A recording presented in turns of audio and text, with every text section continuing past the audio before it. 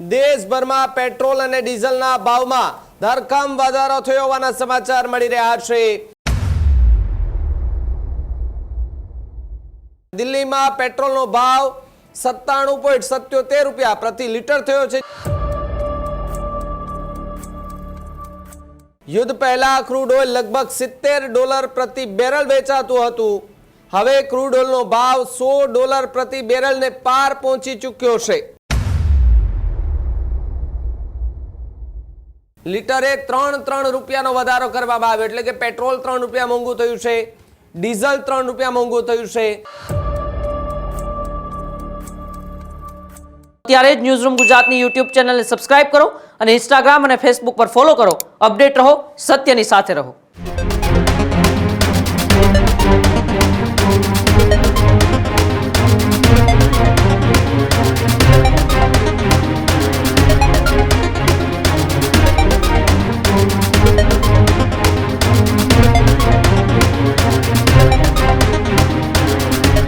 છેલ્લા 24 કલાકથી એક જ ચર્ચાઓ હતી કે પેટ્રોલ અને ડીઝલના ભાવમાં વધારો થશે કે કેમ। પેટ્રોલ ડીઝલના ભાવને લઈને સૌથી મોટા સમાચાર, દેશભરમાં પેટ્રોલ અને ડીઝલના ભાવમાં ધરખમ વધારો થયો હોવાના સમાચાર મળી રહ્યા છે। પેટ્રોલ અને ડીઝલ બંનેમાં પ્રતિ લીટર 3 રૂપિયા વધ્યા હોવાના સમાચાર મળી રહ્યા છે। દિલ્હીમાં પેટ્રોલનો ભાવ 97.77 રૂપિયા પ્રતિ લીટર થયો છે, જ્યારે અગાઉ દિલ્હીની અંદર 94.77 રૂપિયા પ્રતિ લીટર પેટ્રોલ જે છે તે મળતું હતું। એટલે કે 3 રૂપિયા જેટલો પેટ્રોલનો ભાવ જે છે તે અત્યારે જોવા મળી રહ્યો છે। ઈરાન અને અમેરિકા વચ્ચેના જે યુદ્ધ બાદ ક્રૂડ ઓઇલ છે તેમના ભાવ ઝડપથી વધી રહ્યા છે। યુદ્ધ પહેલા ક્રૂડ ઓઇલ લગભગ $70 પ્રતિ બેરલ વેચાતું હતું। હવે ક્રૂડ ઓઇલનો ભાવ $100 પ્રતિ બેરલને પાર પહોંચી ચૂક્યો છે। ક્રૂડ ઓઇલના વધતા ભાવને કારણે તેલ કંપનીઓ પર આર્થિક દબાણ વધતું જોવા મળી રહ્યું છે, ત્યારે નુકસાનીની ભરપાઈ કરવા કંપનીઓએ ભાવ વધારો કરવાનો નિર્ણય લીધો છે। લાંબા સમય સુધી ક્રૂડ ઓઇલ મોંઘું રહેશે તો આનાથી પણ વધુ ભાવ વધે તેવી શક્યતાઓ જોવા મળી રહી છે। અગાઉ કેન્દ્ર સરકારે એક્સાઇઝ ડ્યુટીમાં ₹10 નો ઘટાડો કર્યો હતો। પેટ્રોલ પરની સ્પેશિયલ એક્સાઇઝ ડ્યુટી 13 થી ઘટીને 3 કરવામાં આવી, જ્યારે ડીઝલ પર સ્પેશિયલ એક્સાઇઝ ડ્યુટી જે છે તેમને 10 થી ઘટાડી અને 0 કરી દેવામાં આવી હતી, એટલે કે 0 કરી દેવામાં આવી હતી। 1 લીટર પેટ્રોલ પર કુલ એક્સાઇઝ ડ્યુટીની વાત કરીએ તો 21.90 થી ઘટીને 11.90 થઈ હતી। ડીઝલ પરની સેન્ટ્રલ એક્સાઇઝ ડ્યુટીની જો વાત કરીએ તો 17.8 થી ઘટીને 7.8 ઘટે છે, એટલે કે ₹10 જે છે તે એક્સાઇઝ ડ્યુટીની અંદર ઘટ્યા હતા। જો કે હાલ જે યુદ્ધની સ્થિતિ વચ્ચે પેટ્રોલ અને ડીઝલના ભાવ વધવાના નક્કી મનાઈ રહ્યા હતા। એ જ સમય દરમિયાન આજે વહેલી સવારે સમાચાર મળે છે કે દેશભરની અંદર પેટ્રોલ અને ડીઝલના ભાવમાં વધારો થઈ ચૂક્યો છે। લીટરે 3 રૂપિયાનો વધારો કરવામાં આવ્યો, એટલે કે પેટ્રોલ 3 રૂપિયા મોંઘું થયું છે, ડીઝલ 3 રૂપિયા મોંઘું થયું છે। સીએનજીની અંદર પણ 2 રૂપિયાનો વધારો કરવામાં આવ્યો હોવાના સમાચાર હાલ પ્રાપ્ત થઈ રહ્યા છે।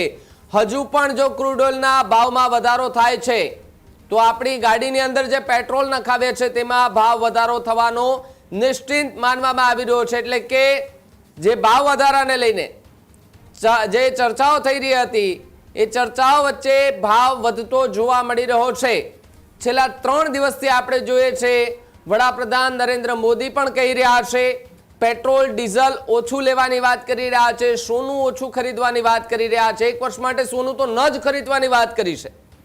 જાહેર પરિવહન જે છે, એટલે કે બસ સેવા છે, મેટ્રો સેવા છે, ટ્રેન સેવા છે, આવી જે સેવાઓ છે તેમનો ઉપયોગ કરવા માટે લોકોને અનુરોધ કરવામાં આવ્યો। પર્સનલ જે ગાડીઓ લઈને ફરી રહ્યા છે તે ન ફેરવી અને પેટ્રોલ ડીઝલની બચત કરવા માટેની વાતો જે છે તે થઈ રહી છે। આગામી સમયમાં શું નવી રણનીતિ હશે તેમને લઈને પણ એક સવાલ જે છે તે અહીંયા ઊભો થતો જોવા મળી રહ્યો છે। પેટ્રોલ અને ડીઝલની અંદર શું હજુ પણ ભાવ વધારો થશે કે કેમ તે અંગે પણ જે છે તે હાલ લોકમુખે અલગ અલગ ચર્ચાઓ થતી જોવા મળી રહી છે। ત્યારે ક્રૂડ ઓઇલના ભાવ પહેલા જે ઘટેલા હતા જેના કારણે ભારતની અંદર એટલે કે આપણા દેશની અંદર પેટ્રોલ અને ડીઝલનો ભાવ એ સંપૂર્ણપણે એક સપાટી હતો, જો કે એમાં ન તો ઘટ્યો હતો કે ન તો એ ભાવ જે છે તે વધ્યો હતો, પરંતુ જે પ્રમાણે ક્રૂડ ઓઇલના ભાવ વધે છે, $100 પ્રતિ બેરલે જો ભાવ પહોંચી જાય તો એ આપણે ત્યાં પેટ્રોલ પહોંચતા એટલે કે પેટ્રોલ પંપ સુધી પહોંચતા એ પેટ્રોલની અંદર પણ ભાવ વધારો નક્કી માનવામાં આવે છે.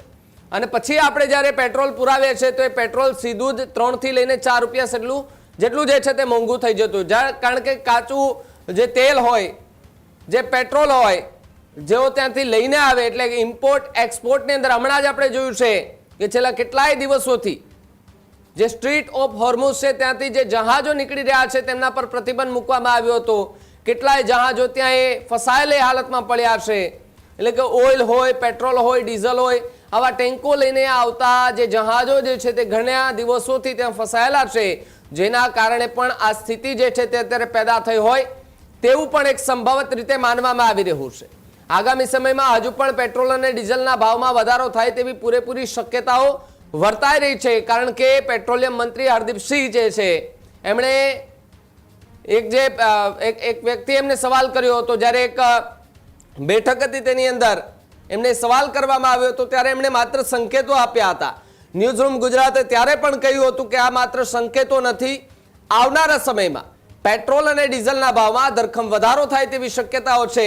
અને આજે એ સમાચાર જે છે તેમના પર મહોર લાગી રહી છે અને સમાચારો પણ સાચા પડી રહ્યા છે. વહેલી સવારે પેટ્રોલ અને ડીઝલના ભાવમાં વધારો થઈ ચૂક્યો છે. 3 રૂપિયા પ્રતિ લીટર જે છે તે પેટ્રોલ અને ડીઝલના ભાવમાં વધારો થયો.